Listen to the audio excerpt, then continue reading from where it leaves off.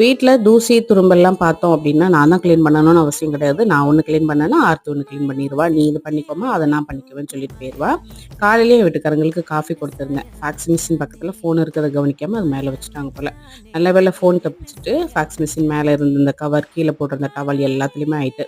எல்லாத்தையுமே நல்லா வாஷ் பண்ணி போட்டுட்டு ஆர்த்தி வந்து அதை க்ளீன் பண்ணிட்டா. ஸ்கூல் விட்டு வர நேரம் வந்தாலே நவீன் வந்துடுவானே, பேக்கரிக்கு போய் ரூபா கேட்பானேன்னு எனக்கு ஒரு பயமாகவே இருக்கும்.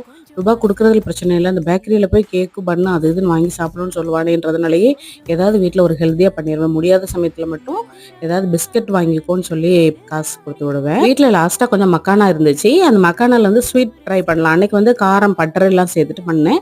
ரொம்ப டேஸ்ட்டாக இருந்துச்சு.